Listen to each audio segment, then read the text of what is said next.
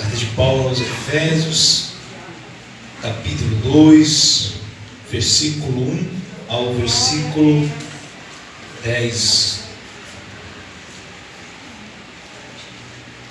Amém? Podemos ler?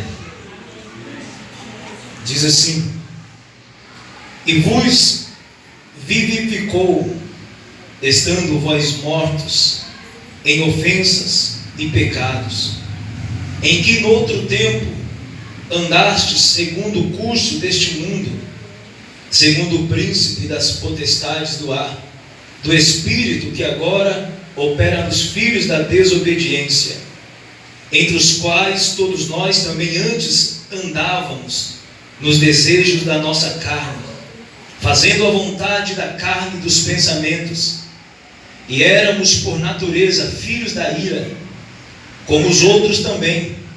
Mas Deus, que é riquíssimo em misericórdia, pelo seu muito amor com que nos amou, estando nós ainda mortos em nossas ofensas, nos vivificou juntamente com Cristo. Pela graça sois salvos, e nos ressuscitou juntamente com Ele, e nos fez assentar nos lugares celestiais em Cristo Jesus, para mostrar nos séculos vindouros as abundantes riquezas da sua graça, pela sua benignidade para conosco em Cristo Jesus. Porque pela graça sois salvos por meio da fé, e isso não vem de vós, é dom de Deus, não vem das obras, para que ninguém se glorie, porque somos feitura sua, criados em Cristo Jesus para as boas obras, as quais Deus preparou para que andássemos nelas. Amém? Glórias a Deus. Pode sentar. Aleluia. Aleluia, Jesus. Glória a Deus. Jesus é fiel. Quero pedir aos irmãos que prestem bastante atenção, porque eu quero expor este texto para vocês numa visão mais didática, numa visão que possamos juntos entendermos o que Paulo escreveu, quais as lições a nós e como devemos aplicar em nossas vidas hoje. Esta carta, diferente das outras cartas que Paulo escreveu, Paulo aqui, ele não escreveu aos irmãos em Éfeso por causa de erros ou por causa de heresias em particular. Paulo, ao escrever esta carta, não tem como objetivo a repreensão dos irmãos ali em Éfeso, mas um dos motivos de Paulo ao escrever aos santos irmãos em Éfeso foi expandir os horizontes espirituais de seus leitores, a fim de que eles compreendessem melhor, com uma visão mais ampla das dimensões ou as dimensões do propósito de Deus e da sua graça para eles. Paulo envia essa carta a fim de fortalecer e encorajar os irmãos daquela igreja, e claro, não somente a eles, mas também a todas as igrejas daquela região da Ásia, e hoje também a todos nós, ou todos os cristãos que estão em Cristo Jesus. Paulo escreve esta carta com a intenção de fortalecê-los e fortalecer a nós, de encorajá-los e encorajar a nós a permanecer na fé a qual nós aceitamos, a permanecer no Evangelho de Jesus Cristo, e os encoraja também a de fato agirem e a nós a agirmos hoje como verdadeiros representantes do corpo de Cristo na terra. No capítulo 2, aonde lemos, Paulo menciona a condição espiritual e moral daqueles que viviam uma vida sem Jesus Cristo, e a condição depois que passaram a viver com Cristo. Então Paulo vai apresentar duas condições na vida dos cristãos daquela igreja. A primeira condição era aquela que eles viviam antes, sem aceitar ou sem entregar a sua vida a Cristo Jesus. E a outra condição era uma vida ou um modo de viver em moralidade depois que eles aceitaram e entregaram a sua vida a Cristo. Paulo, ele lembra os irmãos desta igreja, e hoje a nós também, como éramos antes sem Jesus. Qual era a nossa condição espiritual antes de entregarmos a nossa vida a Cristo Jesus? Grande Deus. E como estamos agora com Cristo? Fiel e santo. E quando lembramos e refletimos a vida que tínhamos antes de Jesus, e agora com Jesus, concluímos que a vida que vivemos hoje, só vivemos por causa da graça de Deus, por meio da fé em Jesus Cristo. Glória a Deus. Deus é fiel. No versículo 1, Paulo, ele escreve aos irmãos da igreja de Éfeso da seguinte maneira: e vos vivificou, estando vós mortos em ofensas e pecados. Glória a Deus. É como se Paulo estivesse falando: hoje vocês estão vivos por causa de Jesus. Onde em outro tempo, lá atrás, quando vocês estavam sem Cristo, vocês estavam mortos em suas ofensas e em seus pecados. Com um olhar natural, ou se olharmos com uma visão natural, todos estão vivos. Porém, estar vivos na carne não significa estar vivo no espírito, pois a morte que Paulo menciona aqui é uma morte espiritual, que todos aqueles que estão fora de Jesus e que vivem uma vida em pecados estão vivendo nesta condição. E isso nos lembra o que Apocalipse capítulo 3 diz, quando João ele relata a igreja de Sardes: tem nomes que vivem, mas estás morto. Isso nos faz entender que todo aquele, seja uma pessoa de fora da igreja ou de dentro da igreja, seja ela quem for, nos faz entender que quem rejeita a genuína, a boa, a palavra de Deus, todo aquele que vive uma vida na carnalidade, todo aquele que vive uma vida de pecado, não está enfermo de alma, mas está morto espiritualmente. Glória a Deus, aleluia. Por causa de quê? Paulo diz: por causa de ofensas e por causa de pecados. E pessoas neste estado de morte espiritual só passará a viver quando verdadeiramente entregar a sua vida a Jesus Cristo. Aleluia, glória a Deus. Aleluia, é verdade. Então precisamos entender e quebrar Deus santo, Deus algo na nossa mente e no nosso entendimento, de que só vir à igreja já é o bastante. Não, mas Paulo nos prova que quando ele escreve à igreja de Sardes dizendo: vocês têm nome de quem vive, mas está morto, Paulo está escrevendo para uma igreja, um povo que está em uma igreja. Então vir apenas à igreja não é o bastante para Cristo. Vir apenas à igreja, cultuar com a igreja, não é o bastante apenas. Se a nossa conduta moral, se a nossa conduta espiritual não condiz com o que as Escrituras estão mandando a gente viver. Paulo, escrevendo aos irmãos, aos Romanos, no capítulo 6, versículo 23, ele diz que o salário do pecado é a morte. E além de morte espiritual, que é o assunto do capítulo 2 da carta de Paulo aos Efésios, o pecado causa separação entre nós e Deus. Como o próprio Paulo diz em Romanos 3, 23, que todos pecaram e destituídos estão da glória de Deus. Isaías também fala sobre isso no seu livro, no capítulo 29, versículo 2, quando ele escreve e está falando com o povo de Israel da seguinte maneira: mas as vossas iniquidades fazem divisão entre vós e vosso Deus, e os vossos pecados encobrem o seu rosto de vós, para que não vos ouça. Então precisamos entender que o pecado ofende a Deus. O pecado ele é uma ofensa contra Deus. Por quê? Simplesmente porque Ele é santo.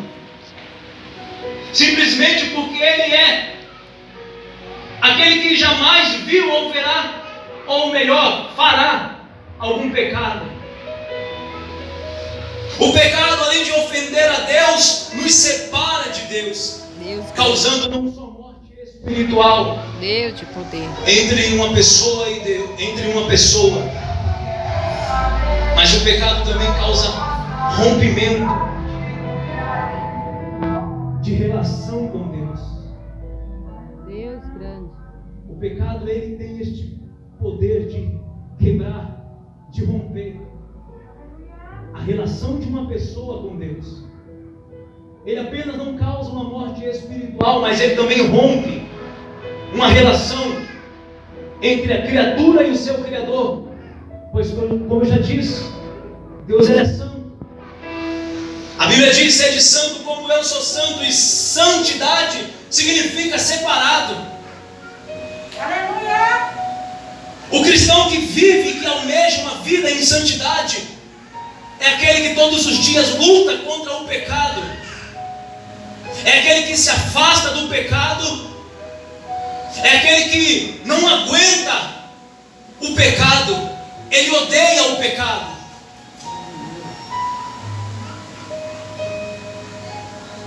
E precisamos entender e refletir nesta noite que só há vida em Jesus Cristo, só há salvação em Jesus Cristo, só há alegria verdadeira em Jesus Cristo. Aleluia. Só somos de fato ligados a Deus se de fato estivermos ligados a Cristo Jesus. Aleluia. Glória a Deus. Aleluia. Deus é grande. Viver uma vida sem Jesus só nos trará morte e condenação eterna. É verdade. Estar fora de Jesus, separado de Deus, o destino é o inferno. Mas estar ligado em Cristo e viver com Cristo, o nosso destino é o céu. Deus de poder. Aleluia. Glória a Deus. E Paulo, nos versículos 2 e 3, ele continua falando o motivo, o porquê todo cristão estava morto em suas ofensas e em seus pecados. Ele diz: porque em outro tempo andávamos segundo o curso deste mundo, segundo o príncipe das potestades do ar, do espírito que opera nos filhos da desobediência, entre os quais todos nós também andávamos nos desejos da nossa carne, fazendo a vontade da carne e dos pensamentos. E éramos por natureza filhos da ira, como outros também. O cristão tem pelo menos 3 inimigos que nos estimulam a desobedecer a Deus e a vivermos em pecado. O cristão tem como inimigo o mundo, o diabo, a carne, os próprios desejos da nossa carne. Primeiro, o mundo, um sistema que contraria a palavra de Deus, que faz pressão todos os dias sobre cada pessoa, para que vivamos conforme este sistema sujo de pecado mundano. E Paulo nos alerta sobre isso na sua carta aos Romanos, no capítulo 12, versículo 2, quando ele diz: não vos conformeis com este mundo, mas transformai-vos pela renovação do vosso entendimento. Tiago também escrevendo, ele nos alerta quando ele diz: se formos amigos do mundo, seremos inimigos de Deus. Jesus em João 8 disse aos fariseus que eles eram de baixo, mas ele era de cima. Jesus disse para eles que ele não era deste mundo, assim como eles eram. Então nós precisamos entender esta verdade, entender isso. O cristão está no mundo, mas ele não é daqui. Nós estamos aqui, mas não somos daqui. Assim como o povo de Deus não era do Egito, nós também não somos daqui. Aleluia. glória a Aleluia, Deus. fiel e santo. O Jesus. mundo que Paulo fala aqui no capítulo 3 e 4, ou 2 e 3, aonde ele diz que andava no segundo curso deste mundo, é segundo o sistema pecaminoso, sujo, diabólico, mundano. É este o sistema que Paulo, é este o mundo que Paulo está falando. É este o mundo que Paulo fala, que se nós nos tornarmos amigos deste mundo, nós nos tornaremos inimigos de Deus. Glória a Deus. Aleluia. É verdade. Segundo, o diabo, o príncipe do ar, o tentador, o acusador, aquele que todos os dias tem por intenção de fazer com que todos percam a sua comunhão com Deus, através de oferta que enche os olhos, mas que mata a alma e que traz morte espiritual. É verdade. Terceiro, a carne. A carne citada aqui por Paulo diz respeito à natureza decaída, a qual todos nós nascemos, e que por causa dessa natureza decaída o ser humano tem uma inclinação para o pecado e para o mal. A luta do cristão ou de qualquer pessoa contra essa natureza caída é tão real e tão séria, que Paulo, escrevendo aos Romanos no capítulo 7 e versículo 19, ele diz que o bem que ele queria fazer, isso ele não fazia, mas o mal que ele não queria, isso ele fazia. Então, isso é tão sério e tão perigoso que se o cristão não vigiar, como o Clóvis disse, em suas condutas, em seu modo de viver, em um mundo contrário à palavra de Deus, pouco a pouco, esses inimigos nos levará para uma morte espiritual. E eu falo com toda a certeza, sem medo de errar, que neste século, o século 21, no meio das igrejas a qual nós vivemos, neste contexto evangélico, eu digo sem medo de errar, que já existem muitos que já estão há muito tempo com suas vidas espirituais mortas. Por quê? Pelo que Paulo fala, por andar segundo o curso deste mundo, por aceitar convites que o diabo faz todos os dias, por dar mais vazão à carne do que ao espírito. Glória a Deus. Deus grande, verdade. Muitos estão caindo em um grande abismo Infelizmente. de morte espiritual. E o único modo de sair deste abismo é fazer como Pedro fez em Mateus 14, quando ele estava afundando. É pedir socorro a Cristo. E assim como Jesus fez com Pedro, Jesus os levantará novamente. Porque só Jesus tem poder de colocar e de levantar uma pessoa para um lugar onde há vida. Mais Deus de poder, aleluia. Glória a Deus. Deixa eu direcionar uma palavra para você nesta noite, um conselho. Não voltemos para a sepultura a qual Deus já nos resgatou. Aleluia, fiel e santo, Jesus grande. Fuja do pecado. Rejeite o pecado. Rejeite aquilo que traz alegria à carne, mas que mata o espírito. Permaneça vivo, permaneça em Cristo e permaneça com Cristo Jesus. Deus de poder, santo, santo é Porque se de fato recebemos uma vida, ou melhor, se nascemos de novo, como Jesus disse para Nicodemos, se recebemos de novo esta vida por meio de Jesus Cristo, morremos para a vida velha, para que vivíamos, a vida que vivíamos, para costumes velhos e mundanos, para vivermos e passarmos a viver uma vida pautada naquilo que é santo. Se de fato recebemos uma nova vida, se recebemos uma nova natureza que Cristo, o Espírito Santo, colocou dentro de cada cristão que aqui está, aleluia. devemos viver uma vida pautada naquilo que é do céu e naquilo que é de Deus. Deus de poder, fiel, aleluia. Não aceite nada menos daquilo que vem de Deus. Se, como o pastor disse nesta noite, se a palavra que estão pregando para você está distorcendo a verdadeira palavra, não aceite, pois ela vai causar morte espiritual. Talvez a princípio não, mas lá na frente sim.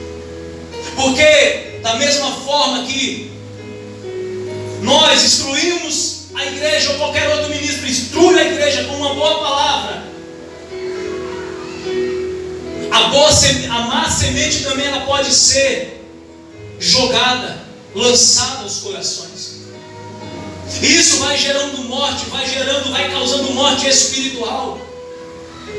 E eu digo nesta noite, se de fato recebemos o novo nascimento, se de fato nós temos esta nova vida que Paulo fala, que antes éramos mortos, mas hoje somos vivos, rejeite o pecado, ore, leia a Bíblia, cultue com a igreja, se santifique, porque só assim teremos forças para vencermos o mundo, o diabo e os desejos da nossa carne. Aleluia.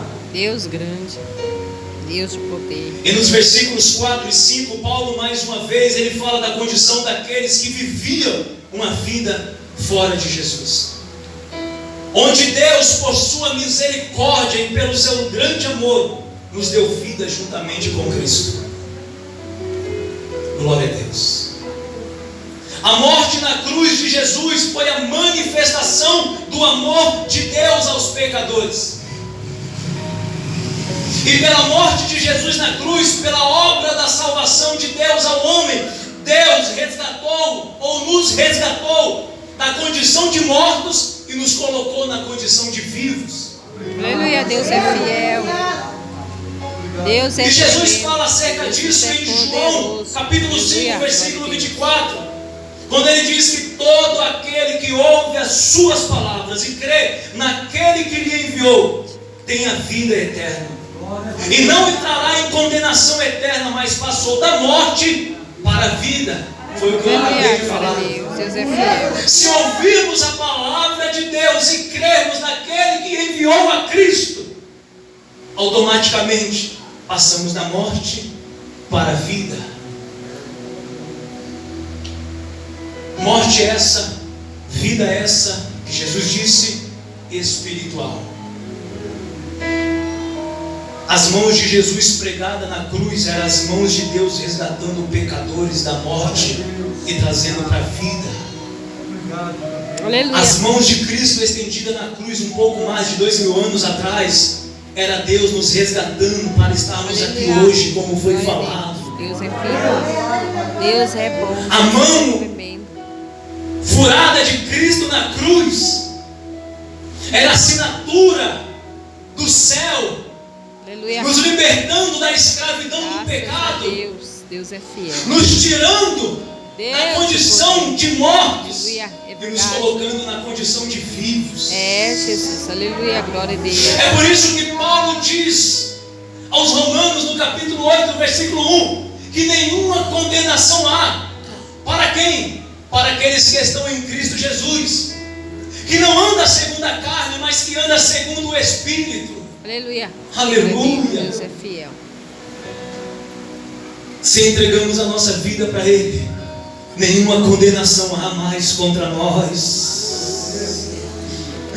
Já foi assinado, já fomos libertos. O diabo não tem poder de acusar aquilo que você fez lá atrás. Ei, o diabo não tem nenhum poder mais contra a minha e contra a sua vida. Não estamos mais mortos em pecado, mas estamos vivos por causa de Cristo da cruz. Graças a Deus. Aleluia. Aleluia. Deus é fiel. E Deus não só nos deu vida juntamente com Jesus, como também nos fez assentar em lugares espirituais ou celestiais em Cristo Jesus. E aleluia, eu gosto disso. Glória a Deus. Por quê? Jesus porque é quem éramos nós, já como diz a Silvana? É Jesus. Ou quem somos nós? Santo Deus. Pessoas imperfeitas, erramos todos os dias, em todos os momentos. Santo Deus. Mas vem Paulo, inspirado pelo Espírito Santo, e escreve no versículo 6 que nós que antes éramos mortos, passamos a viver e além de vivermos, estamos sentados em um lugar celestial em Cristo Jesus. Glória a Deus, aleluia, aleluia, glória a Deus. Deixa eu te explicar isso. Aleluia. Em termos físicos, ou em uma visão física, natural, Jesus. nós estamos assentados aqui nessas cadeiras vermelhas. Mas numa visão celestial, numa visão vertical, nós já estamos em um lugar celestial, sentados em Cristo Jesus. Aleluia. É por isso que eu me alegro, porque quem éramos nós? Glória a Deus. Quem éramos nós? Deus, Santo Deus, Aleluia. Santo Deus, Santo, aleluia. Deus é fiel. Verdade, Jesus, glória a Deus. Oh, aleluia. Deus, Aleluia. aleluia. Glória, glória. Deus Deus. tremendo, Jesus poderoso, aleluia. Se você está ligado com Santo, Cristo, santo, santo é teu nome, Jesus. fisicamente você está sentado aqui nesta noite, mas espiritualmente você está sentado lá em cima. Aleluia. Glória a Deus. Creio, Jesus, aleluia. E a expressão de estarmos em Cristo Jesus significa que estamos ligados, unidos a Cristo. É, E Jesus. biblicamente isso é verdade, porque o próprio Paulo, no capítulo 1, versículo 23 desta mesma carta, disse que a igreja é o corpo de Cristo, onde Cristo é a cabeça deste corpo. É, Então nós estamos ligados com Ele. E se nós estamos unidos e ligados com Cristo, tenha certeza de uma vida de vitória que nós iremos levar, simplesmente pelo fato de nós estarmos ligados e unidos com Cristo. Porque nós estamos ligados e unidos com nada mais, nada menos do que aquele que jamais perdeu uma guerra, daquele que jamais perdeu uma batalha. Então, se nós estamos unidos e ligados em Cristo, lembre-se do que Ele disse em João 14. Ele disse que iria, prepararia lugar, e quando Ele preparasse lugar, Ele voltaria para buscar nós, a igreja, aleluia, para Ele mesmo, para que onde Ele estiver, nós estejamos também. Ei, isso é privilégio, é um privilégio que nós devemos erguer as nossas mãos e glorificar. aleluia, graças a Deus, fiel. Glória a Deus. Aleluia. Santo, santo é teu nome, Jesus. Permaneça ligado com Jesus. Aleluia, Aleluia, glória a Deus. Porque enquanto você estiver ligado com Ele, unido com Ele, viveremos e reinaremos com Ele. Enquanto estivermos ligados e unidos a Ele, nós participaremos das suas vitórias, como o próprio Paulo disse, aleluia, somos mais do que vencedores por aquele que nos amou. Ei, a igreja, fonte de adoração, ela é mais do que vencedora. Por quê? Porque não estamos ligados no homem, mas nós estamos ligados em Cristo Jesus. Aleluia! É por isso que esta igreja não cai. Enquanto esta igreja estiver ligada com Cristo, nós avançaremos. Nós avançaremos. É verdade. Aleluia! Fiel. Aleluia! Glória a Deus! Aleluia! Só vai subir uma igreja que é ligada a Ele. Só vai ouvir a trombeta quem é ligado a Ele. Só vai participar do que Paulo disse na primeira carta aos Tessalonicenses, capítulo 4, versículo 16 e 17. Quem estiver ligado com Ele, quando diz, aleluia, que Jesus descerá do céu com alarido e com voz de arcanjo e com trombeta de Deus. Só se cumprirá na vida de pessoas que estiver ligados com Ele. Deus e o poder. Pois Ele é a cabeça, nós somos o corpo. Deus e o poder, aleluia. Aleluia. E mais uma vez eu te digo que uma vida sem Jesus Cristo não existe vida.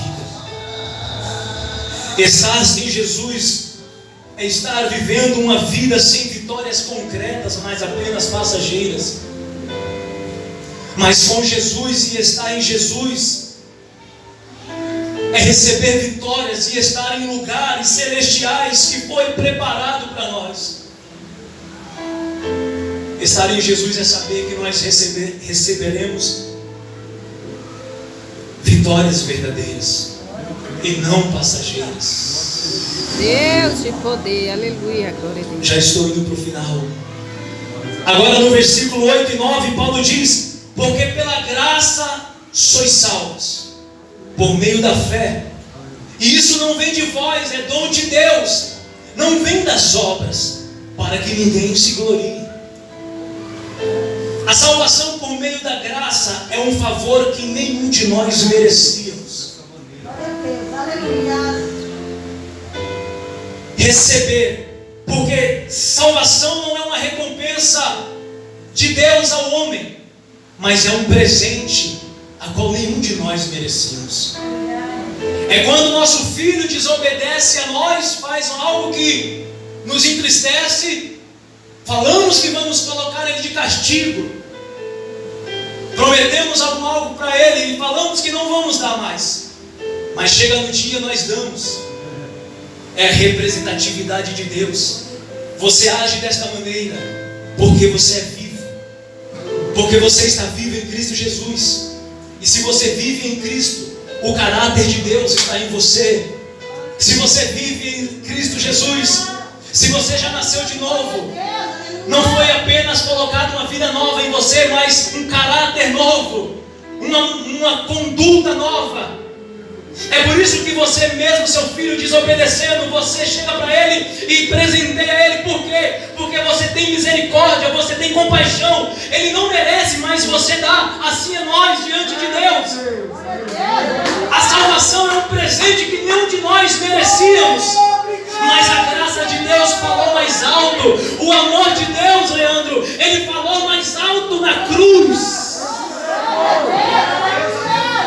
Quem de nós aqui merecíamos? Nenhum de nós. Aleluia.